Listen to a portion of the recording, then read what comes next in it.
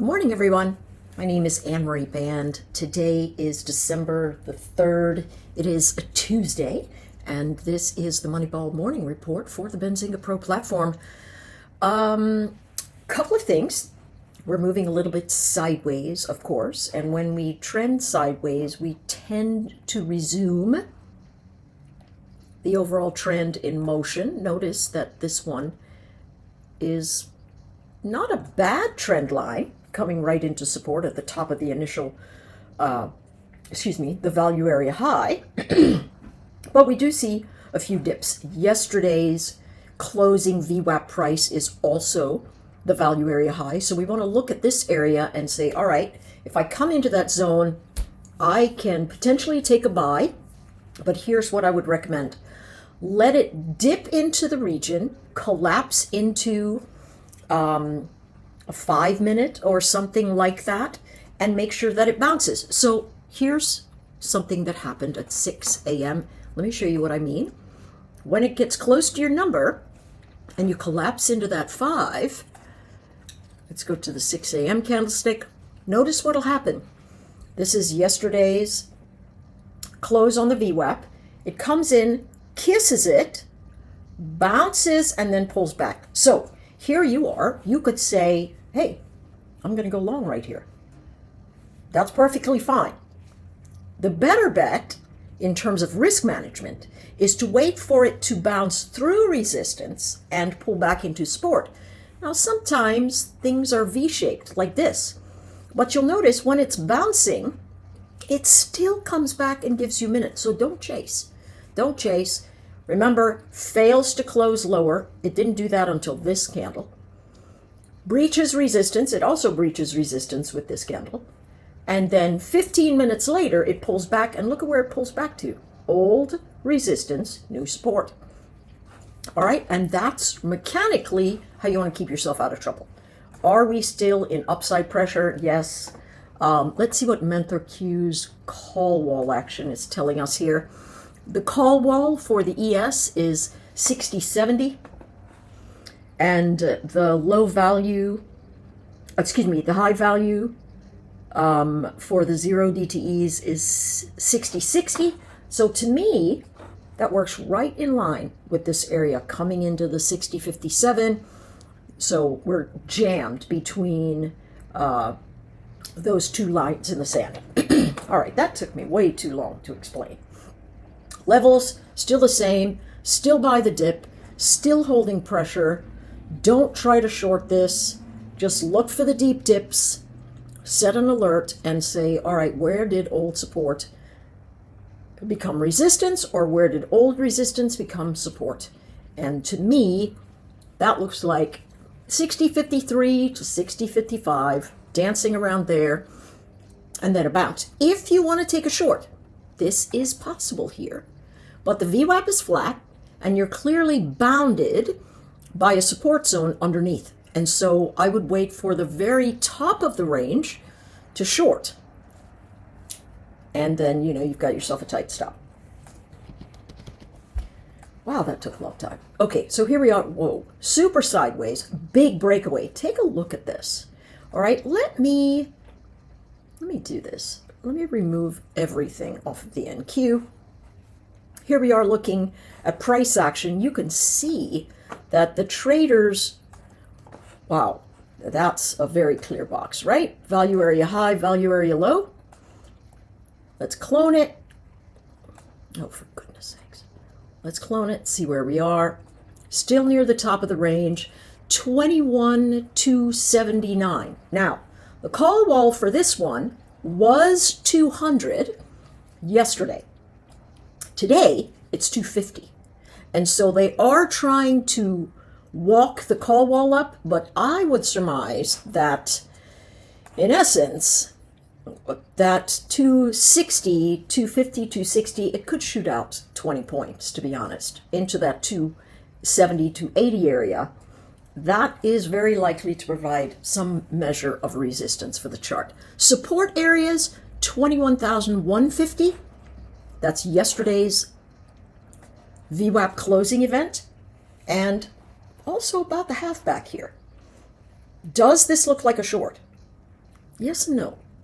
Way up high, 250, into resistance, and then at support, now at about 210, well above the call wall yesterday, which was 200, right? Dips or buys. Could we have... Sorry. I'm a train wreck this morning. Could we have a pullback to the value area high at 21,027? Yes, absolutely we could. Dips or buys. Look at the trend line and look at the difference in terms of, let's just go there. So at least we can connect a few of these, right? Let's do it this way. That's fine. We can see easily that we're very far away from this trend line because of this massive break. And I believe this is a short squeeze. Very thin volume, easily retraceable, but maybe not, right? I believe it's got a rotation back into this area. When will I be wrong?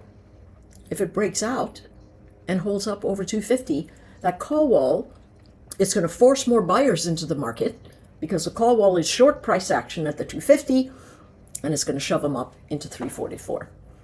Right now, it's still by the dip because we are above yesterday's closing VWAP. There's the YM. Let's get rid of all of these. Don't be afraid to eliminate your lines and draw them again. Don't get attached to them. All right? They are fluid, and your mind needs to be fluid around them. All right, value area high, value area low, holding the YM here, but the real box, as it were, is, oh, for goodness sakes, the real box is really all the way up at 45,100 and then all the way down at 44,824. Now, take a look what's going on.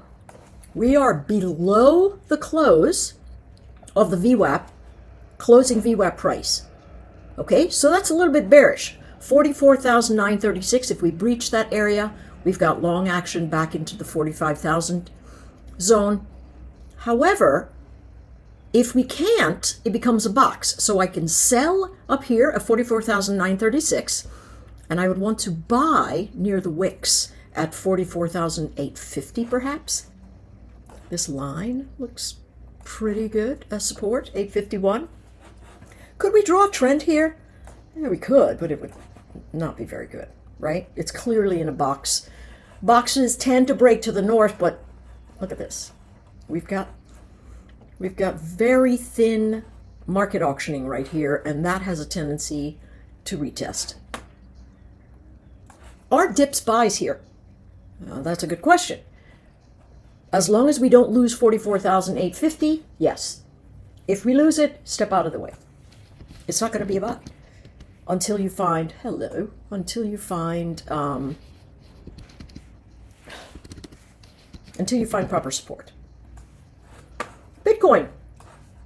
Of course, I think Bitcoin's going to fade. It's had, from an hourly perspective, it's had 1, 2, maybe 3 tests near the 100,000 marker, and now right back in the box. I mean, literally right back in the box. So what are we thinking? It's going to probably find support somewhere around 94,000. What do we want to do? Look, trend, sellers coming in from above because it's making lower highs, but buyers are holding the floor. So what do buyers have to do? They have to break back out and start making higher highs, or the sellers are going to take over and punch them down into the deeper areas. There's a very wide range here, and we could look at this and go, ooh, wait, maybe that's a head and shoulders back. Yeah, whatever. Here's really what we want to stare down. Here's trend. That's relative trend. And here's the motion above. Right? So it's some kind of collapsing wedge here, and you can trade it very nicely. Just pay attention. If it loses this edge, it's going to try and bounce it. If everything stays negative, as it bounces, it's going to give you another selling opportunity. And so you want to look for, where was the last place everybody said, you know what, I'm going to sell? And it's right here at that 97.50. I think that is a very good sell zone, 97.50. If it gets to 97.70, you got to get out. And it can move in 200 points in a snap. Okay? Done. All right, oil. Okay. Top of the range. Could be another sell zone, right? Or we got something big cooking. What's my first thought? It's going to be a sell zone. So what am I looking for? I would look for a test of these two areas at 69.87 for the short. That's what I would look at. And I would let it break out and then collapse to take the trade, right? I would not step in front of that because who knows what's going on there. Who knows? But top of the range, lower low, big recovery, to me that's a sell, right? And you can use the micro oil also if you are trading the futures. Whoopsie. All right. Gold. Wow, what a mosh pit. Okay, so this thing, I think it's really responding to what's going on with the dollar, but this is a mess. I would take a long 26.25 if it comes my way, but this inside box is the tighter framework. So if you're looking at something here and you're saying, all right, can I take it long? It's got to break 26.62 and it's only got about 15 points above it. If it goes below 26.43, it's got, maybe 15 points below it. So that one, I would just set an alert to let those things come to the bottom or come to the top to trade it. Let's take a look at SPY.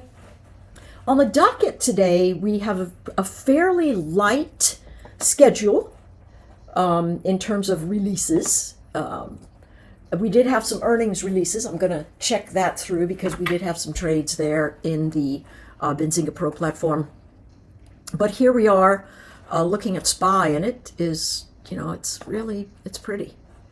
It's a very pretty chart that says buy the dip. That being said, we are moving sideways. The breakaway above, 605 or so is going to send us higher, right? So my suspicion is that the call wall is probably at around 606, matching what's going on in the futures. But the support zone very clearly is yesterday's closing VWAP, and that's about 603, right? If it loses 603, don't try to buy it. Let it collapse. You want to go short, do whatever. But if it loses 603, step aside. All right? Q's. Hello. Just spilled my oolong all over me. All right. Let's remove all of these annotations. Remember to chart your 8 o'clock candlestick formation because that is such a powerful candlestick and it really helps you with the day for any kind of chart that has a lot of volume. Okay, so interesting. This looks a little downward to me. I suspect if we lose 514 that we've got some bearish action. Right? Now, why? I've got drift down here. I'm underneath my hull.